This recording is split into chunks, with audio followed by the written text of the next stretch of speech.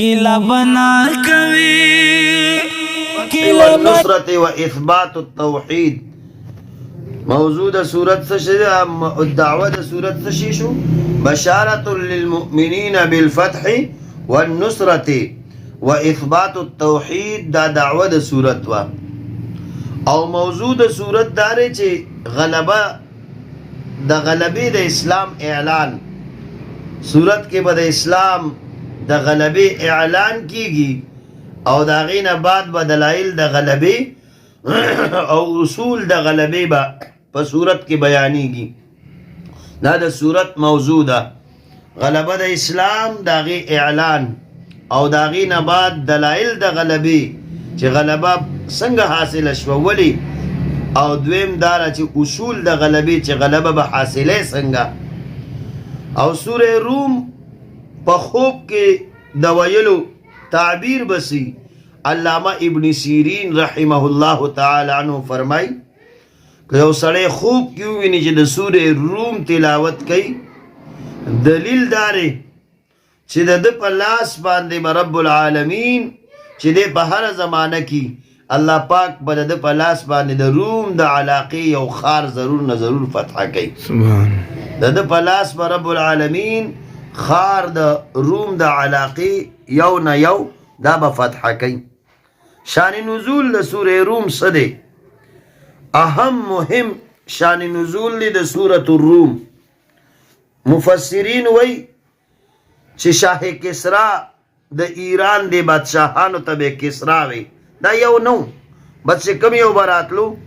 نو د ایران بادشاهانو ته به کسرا وی. نو د دې ایران بادشاہ شاه ایران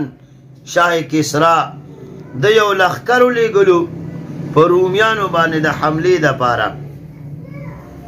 د دې لښکر گورنر چې و نو هغه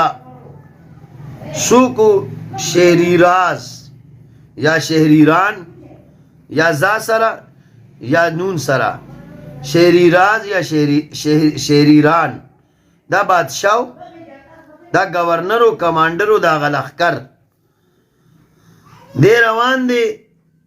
د حملو کا فارس د ځان سره فارس نه فوج واغستو او په روم باندې حمله وکړه او د روم خلکو سره د پنګه واغشته او جګړه وکړه او دی په روم باندې غالب شو. رومیانی اوجل، دا غي خارونه روانو جاړ کړل، دا غي باغونو ته تیلی ور تکړل، اوري ولا ور تکړو. شاه قیصر بادشاہ هغه چې کم دی د روم د علاقې څومره علاقې دي باغې چې به بادشاہ هغې ته به قیصر وي. دا درې القابات دا یاد ساتئ طالبات. د روم د علاقې بادشاهانو ته به قیصر وي، هغه چې به هر څوک و. دا خلک چې وایي قیصر او کسرا کتابونه چې لیکي دی نه خاص چې بیا زمانې سره خاص شي نو بیا ترې هغه بادشاه مرادي. نو د روم بادشاهانو ته به قیصر وي، د ایران بادشاهانو د فارس بادشاهانو ته به کسرا وي، او د مصر بادشاهانو ته به فرعون وي. فراعنه جمع وه. نو بیا د زمانې د موسی علیه السلام فرعون هغه معروف او مشهور فرعون دی. او دغه شان د رسول الله مبارک د زمانې شاه قیصر او د حضرت عمر زمانې پورې هرقل دا مشهور سړی. او دغه شان د ایران بادشاهانو کې شاه کسرا دا یو مشهور بادشاہ تیر شوی، بیا حضرت عمر زمانې پورې هغه بیا فتوحات کړیو. نو دغه شان د روم د بل ځای بلې علاقې نه بادشاہ ولګېدو، یو کمانډر لی بلکې خپل رواره و یوحنس یا پیشو حانون زبر حن نون سین زبر نس یوحنس، دلې دغه ورکړو کمانډري ورکړه او دلې لښکر ورکړو او دی یې راولېږلو. نو چې دی داسې یوې علاقې د شام ته رانږدې شو. د شام هغه علاقه چې هغه عربو ته سرزمین عرب ته نږدې وه. دغلته دوه علاقې دي، دوه کلي دي، یو ته ازروعات وی یو ته بصرا وی. نو ځمکې د ازروعات او د بصرا ته چې دی راورسېدل نو دکلته کې دی د شهریران یا شهریراز سره پنګ واغشته چې دی پنګ واغشته مقابله وشوه په هغې کې هم دی ته شکست شو بیا رومیانو دوباره شکست وخوړو یو ځل وله دغې سړي هلته کورونه روان کړل باغونه یې وسوځول او ډېر ظلم بربریت یې پرې وکړو مغلوبه شو دکه شان دلته هم دا یوحنس نومې سړی دی ووجلی شو او دی بیا مغلوبه شو او ایرانیان او فارسیان غالبه شو دا خبر مکې مکرمې ته راورسېدو د صورت ربط ته دا شان نزول ته ګوره دا صورت دا خبر مکې مکرمې ته راورسېدو پیغمبر علیه الصلاة والسلام او صحابه خبر شو انتهایی سخت په صحابه او په رسول الله مبارک باندې دا آواز ولګېدو دا خبره په ډېره سخته ولګېده چې روم مغلوبه شو او ایران غالبه شو وجه دا وه چې ایرانیان دا مجوسو او مشرکانو اهل کتاب نو مشرکان د مکې مشرکان او اهل کتاب نو او بل طرف ته مسلمانان اهل کتابو او د روم خلق یهود او نصاراو دا اهل کتابو نو یو ربطو دا ربط په بنیاد باندې صحابه خفشو رسول الله مبارک باندې دا خبره ګرانه وه بهر حال دکو دردو بیا اهل مکو مشرکین مکو چې به کوم ځای مسلمانان لیدل پیغور به ورکولو ورته وی چې څنګه مودله په روم کې شکست درکو په ازروعات او په بصرا کې نو دکه شان به که تاسو مونږ سره میدان ته راووتی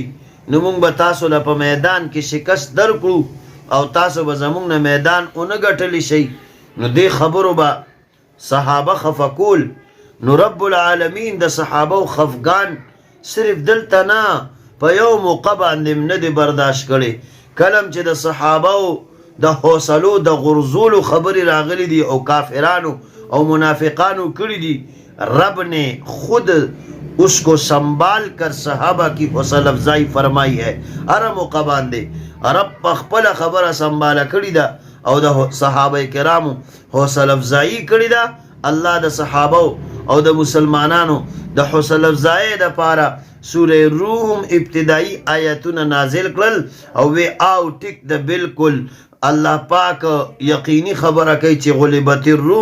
روم خو مغلوبه کړی شو ښکاره خبره ده او دا مغلوبیت روم ته فی ادنى الارض پس ځمکه د ازرعات او د بصرا کې راغی او روم مغلوبه شو خو لیکن څه کم لس کاله حضرت ابوبکر صدیق څه کړي وو د 7 کالو شرط یې ایښی د مشرکانو سره ورته وی په 7 کاله کې دننه به مسلمانان په فارس باندې غالب راځي هغه وی حضور مبارک ورته فرمایل صدیقه او اوخان یې اوخان غالبا 50 اوخانو حضرت ابوبکر صدیق او یاد دینه سلو نه کم او ورسره 7 کاله نیټه یې خوا حضور ته خبر رو رسول شرط لا حرام نو حضور مبارک ابوبکر توی اوخان سل کا او مدد شرط لس کاله کا مدد شرط لس کاله کا اوخان سل شو او مدد شرط لس کاله شو رب ته منظور وا چې د هجرت په 2م کال باندې د دې قصې لا لس کاله پوره شوي نو چې رب العالمین د بدر میدان سجاو کو او د بدر په میدان کې الحمدلله کم من فئة قلیلة غلبت فئة کثیرة بإذن الله مصداقو او التک د بدر په میدان کې 314 مجاهدینو 314 جان نثارانو 314 صحابو د رسول الله مبارک د ګلدستی ګلونو اغلا زرو کافرانو لغاخونه وشمارل او یو داسې شکست ولا ورکړو چې رهتی دنیا قیامت تک دا کافران د مسلمانانو په مخ کې د سر د اوچتولو او د سترګو د لګېدو قابل پاتې نشو نو فی بضع سنین څه کم لس کاله کې داسې وشو د الله تعالی مدد هغه راغی او د احد بدر په میدان باندې کافرانو مشرکانو ته شکست شو الله تعالی د دې هغه غرور مات کړو او خورو کې ولا منسوبې ملاو کې نو بیا ستر ټیټي او سترګې ښکته دی نیولیو نو کافران نو الله پاک د مسلمانانو حوصله افزای د پاره د سوره روم ابتدایي آیاتونه نازل کړو. نو دا د سوره روم شان نزول او دغه تفصیلی ابتدایي چند خبرې وی ربط می درته وي چې مخکې عنکبوت سره ربط څنګه دی، هغه کې مصائب او امتحانات پر روم کې د بشارت د فتح دی، او په ما قبل کې مسله د توحید وا. نو په سوره روم کې چې کوم دی دلایل عقلیه دي، او دعوه د سورت بشارت للمؤمنین بالفتح والنصرة واثبات التوحید، بشارت دعوه د سورت دغه ده. او موضوع د سورت دانا چې د غلبې د اسلام اعلان دی پکې، او اصول د غلبې دي او دلایل د غلبې دا په سورت کې بیانېږي. دا د سوره روم او سبق پرون د دې ویلې شوی دی. سوره لقمان ترازو، سوره لقمان نازل